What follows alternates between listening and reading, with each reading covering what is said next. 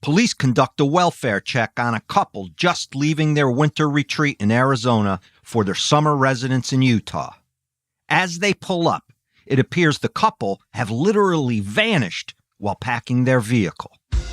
As the investigation begins, family members are suspected of playing a role in their sudden disappearance. That is, until a suspect out of nowhere emerges and the case comes together, shocking everyone involved.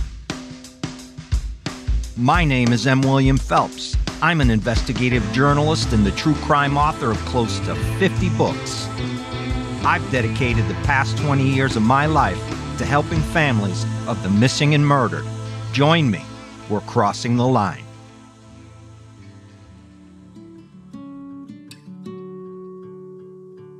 Out west in Utah, within the boundaries of Salt Lake City, there is this noticeable valley.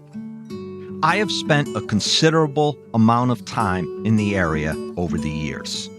What struck me first about Salt Lake, in general, is that I do not think there is a chain store or restaurant not represented there. I mean, before my first visit, I had thought Sizzler went out of business in the 80s, but damn, there is a Sizzler in Sandy, just outside Salt Lake. More seriously speaking, what amazed me about this region more than anything is the view from either down in the valley looking up into the mountains or up one of the mountain roads leading to all the ski resort areas, staring down across the valley. It's majestic, this view, and stops you in your tracks when you first see it. I've been there in the heart of summer when it's like 300 degrees, dry heat, of course, with snow still on the mountaintops, and likewise in the heart of winter, and wore a t-shirt. So this part of America is not your typical climate. For Susan and Jerry McFalls, this is home.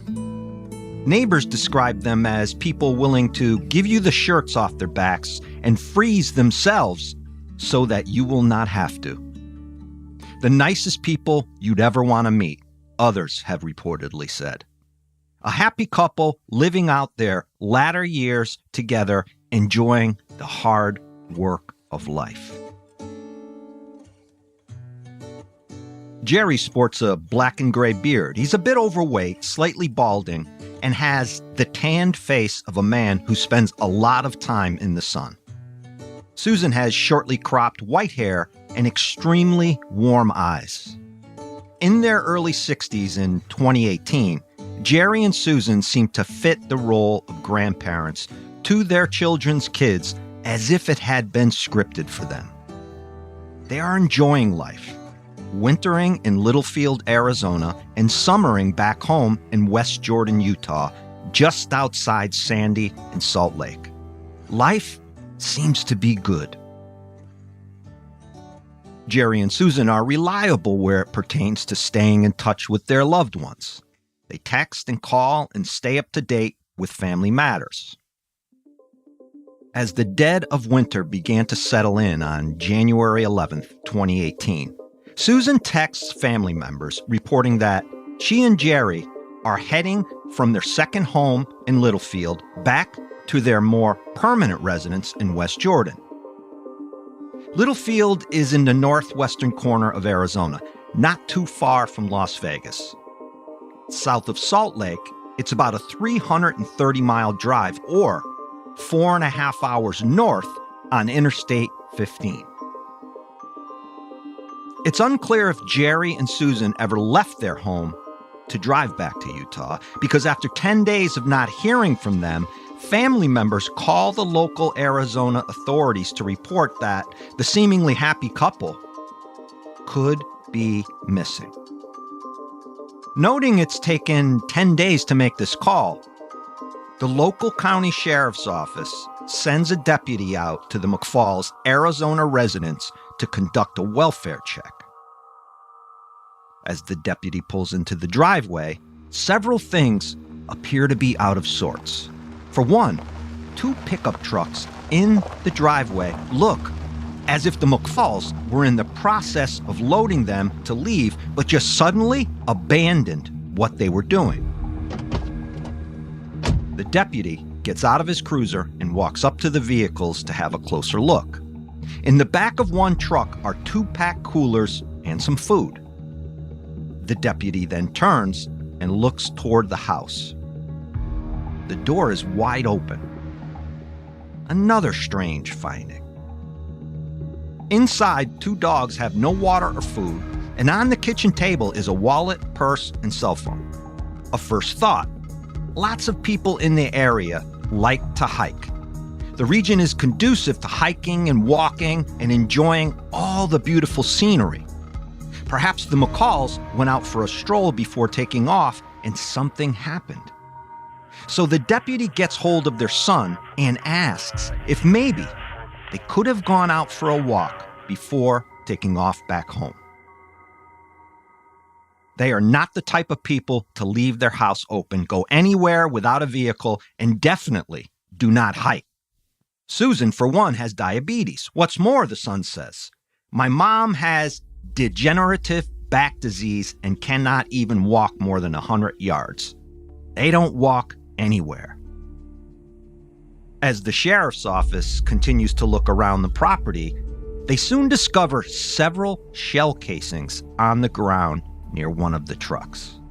Inside the house, at least one of the McFalls' 2 guns, maybe both, is missing. Another major concern, which is something investigators always look for, is that the medications are still inside the house. So you have their identification, money, phones, at least 1 weapon, both of their vehicles, and their medications, all left behind, on top of their animals. Nobody leaves on their own accord with all of those required everyday necessities behind. And the McFalls are not people who would just take off with someone without telling their children where they were going. Within a few days, law enforcement and local volunteers of concerned citizens begin searching the area around the house and the trails people generally hike. The last text that Susan sent to family becomes a telling piece of evidence, I think, even in its subtlety. Quote, "See you, love you," end quote. Another important piece of information becomes that those items left behind on the kitchen table, including the couple's computer, seem to have been rounded up and placed there. So investigators are thinking robbery. Someone was in the house, going through it, collecting any valuable items before an incident occurred, and the McFalls stopped what they were doing and took off. But not before, apparently, shots were fired. The scariest bit of evidence for family is the dogs. The McFalls' son tells police that they would even take those dogs when they went out to eat. One is a little miniature thing, so Susan could fit it into her purse. Weeks pass and the search continues. Nothing of any significance is found. So the family hires a private investigator to help out. By the end of March, the private investigator is certain that foul play is involved, and the McFalls, he reports, sad as it is, likely dead. Meanwhile, investigators have been combing the area, talking to all the locals to try to get a feel for any intelligence and if anybody has seen or heard anything. They conduct dozens of interviews. Then a Las Vegas-based bounty hunter gets involved. He spends his time looking for anything that might tell him what happened and where they are. Then he begins methodically searching the general area around their home. The thought is that whatever happened to the McFalls, if they were murdered, their killer or killers would not have taken their bodies far. Every weekend, for months afterward, locals gather and search, determined to find out what happened to the couple everyone seemed to love and have no problems with. Even back at their West Jordan, Utah home, candlelight vigils are held to honor the couple and pray for their safe return. As October 2018 rolls around, the McFalls family gets word that a discovery has been made up near the Utah border along the Virgin River Gorge. Apparently, 2 bodies, badly decomposed, are recovered, but law enforcement are not giving the family many details about how, by whom, or exactly where. They do say the bodies are that of a male and female, but are unrecognizable because of the decomposition. One of the reasons why law enforcement is being so tight-lipped about the discovery is they have been looking closely at certain family members with the working theory that there had been some sort of dispute about what else? Money. The dispute had gotten to the point, reports claim, where some in the family are said to have been cut out of the McFalls' will.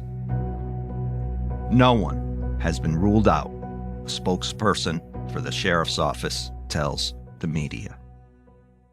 Please subscribe to Crossing the Line wherever you get your podcasts. Don't forget to leave a review of the show, especially on Apple Podcasts.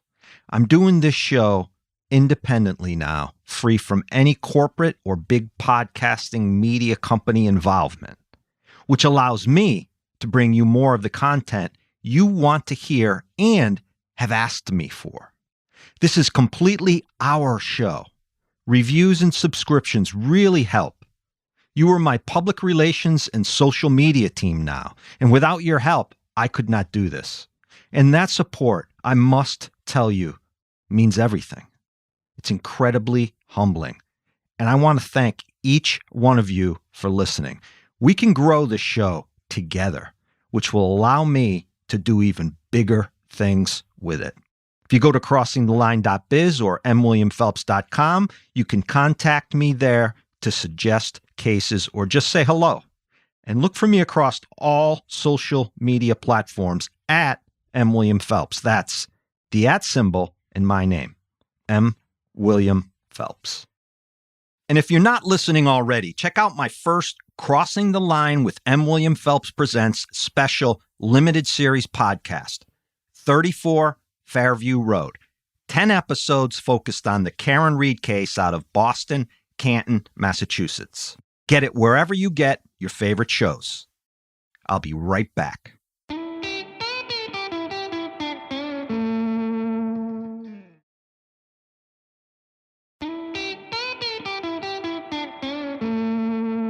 Money can change everything. It has that power.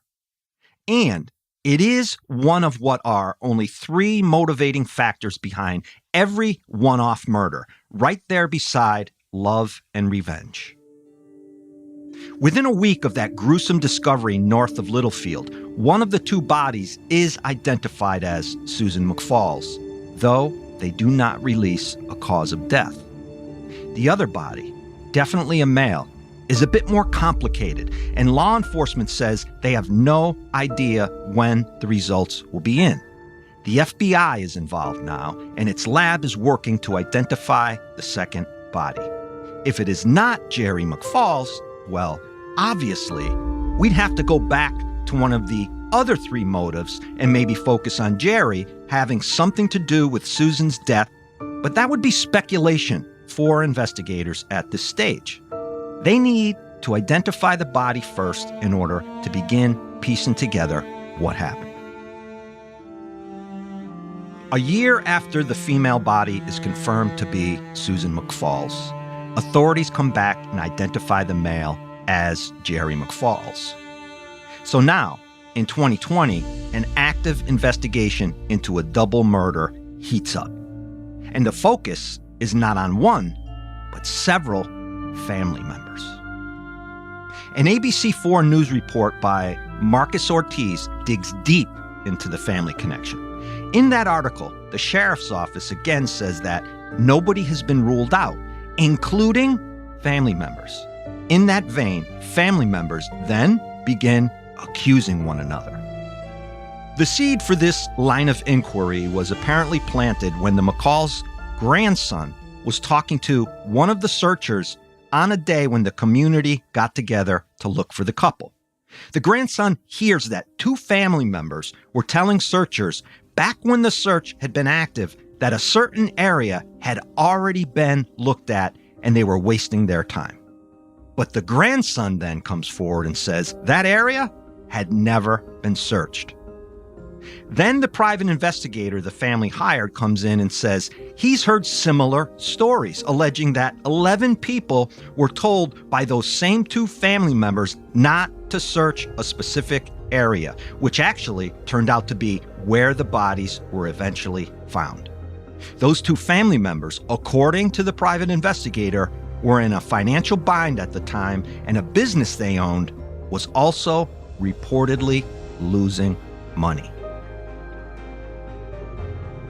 The grandson then claims that his grandparents were talking about writing these two particular family members completely out of their will.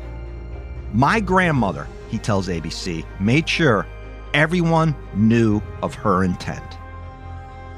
There is also a report of a silver SUV being seen at the McFalls' residence near the time they disappeared, and one of the family members knows someone with a silver SUV. And I just want to interject here and say something about what's happening. This type of speculation can snowball very easily. People can get sucked into a case simply by gossipy people filling in what I call a gray area of any murder investigation, where certain things are known facts, others are not, and people eager to see a case closed fill in that middle with hearsay and theories and opinions. And then that stuff takes on a life of its own. We have to be careful of this type of information in murder cases. And smart, thorough investigators are well aware of this.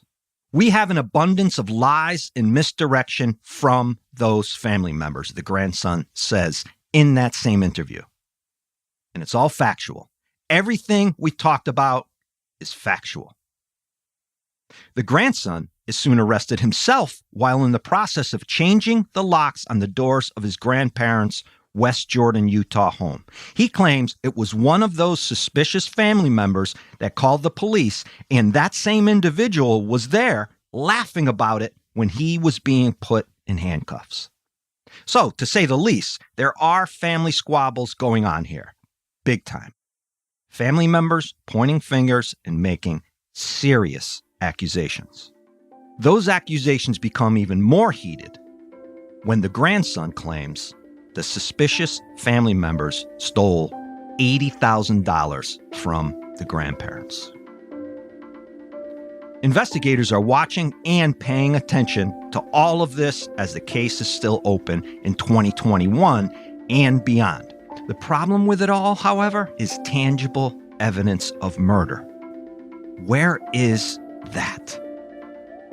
There doesn't seem to be any.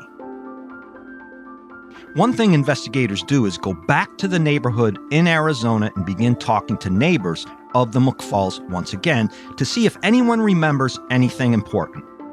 The slightest bit of information can open the floodgates in an investigation.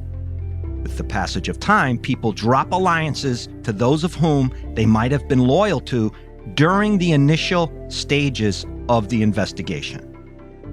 Divorces, fighting, whatever it is, people can switch sides after a period of time, which is why good investigators, as a case runs cold, always go back and re-interview the same people, not only to see if they are telling the same stories, but to ask if they'd like to add anything. As they do this, investigators latch on to one particular neighbor, a 52-year-old guy who seems a bit strange to them. They interview him and then come out and call him publicly a person of interest and secure several warrants. That particular neighbor tells KSL reporter Andrew Adams, "All I can say is bullshit because none of it is factual. My name is being dragged through the freaking gutter." The motive here, according to a sheriff's spokesperson talking to that same reporter, has something to do with this guy's wife being once charged in an incident involving a BB gun shooting. Apparently, Jerry McFalls had been shot in the stomach with that BB gun. So here we have perhaps a revenge motive. That dude and Jerry got into an altercation, one thing leads to another, and someone gets shot and winds up dead. Susan comes along, sees what happened, and she too gets shot dead. That's a lot to consider over a BB gun injury argument. But people have been murdered for a lot less, so investigators have to take it all very seriously. The man says he has never even been over to the McFalls' house. Not ever. He's never even spoken to them. For investigators, those are the types of statements someone will say if they are telling the truth, because that information can be so easily torn apart by witnesses. So they tread carefully with this dude. Something just doesn't feel right here. These types of investigations, I will say, can be maddening for investigators trying to sort through what's hearsay, lies, truth, and just people being people and trying to help, but doing more harm than anything else. Add that family bickering and accusations flying around into the mix, and the actual evidence can get lost in the shuffle, while the real killer sits silently somewhere, taking it all in. With that in mind, I will add that this one here feels like none of the above. Investigators are onto this as well, without coming out and saying as much. It has a strong sense of robbery gone bad, but then there is always the possibility that Susan and Jerry were in the process of packing and leaving, and whatever happened in a moment's time, which could mean revenge, an argument, or some sort of disagreement spiraling out of control. The fact that their bodies were found in a shallow grave also points to their killer not being some sort of serial killer or someone who has done this before. Otherwise, those bodies would have likely never been found. As they are recanvassing the neighborhood, a McFalls neighbor they speak to, now almost 5 years into the investigation, comes up with some huge information. And this information is pretty damn near without any hyperbolic nonsense. It's the kind of direct knowledge you are looking for as an investigator. Quote, "He shot and killed the McFalls during a verbal altercation," the neighbor says, before giving them the dude's name and address. Be right back.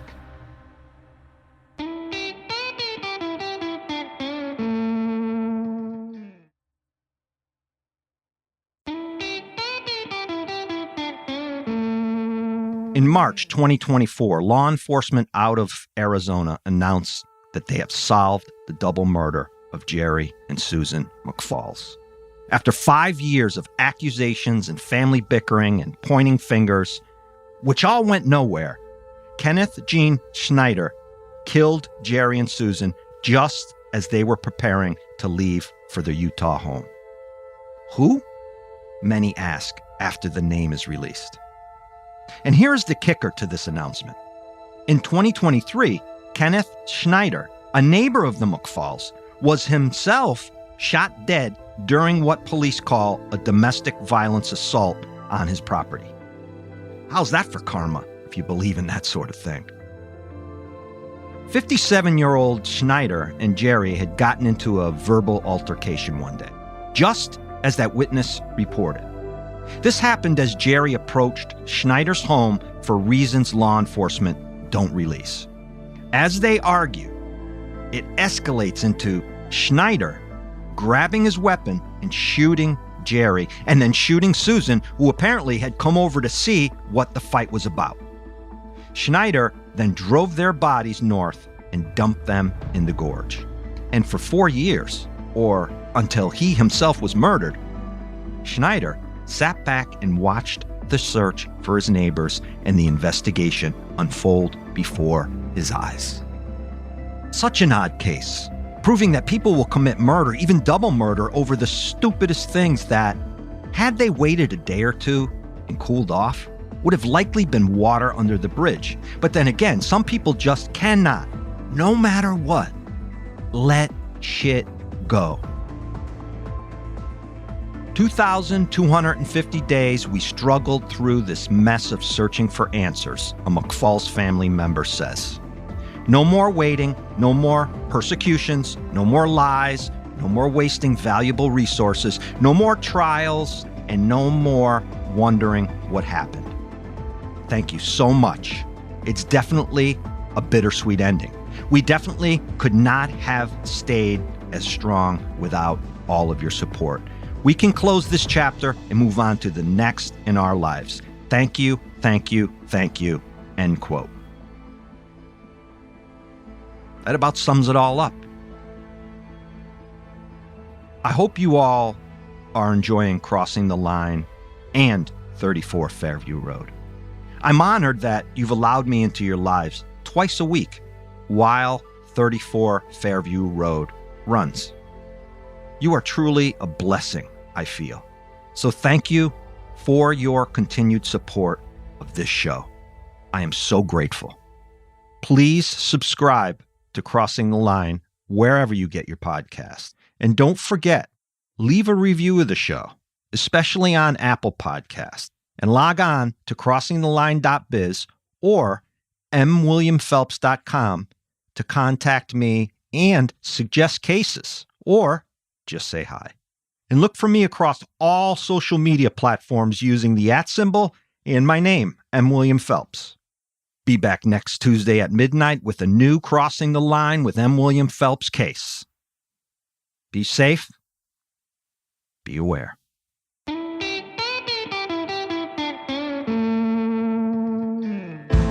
Crossing the Line is executive produced by M. William Phelps, LLC, and Matthew Valentinas, Mom's Basement Management.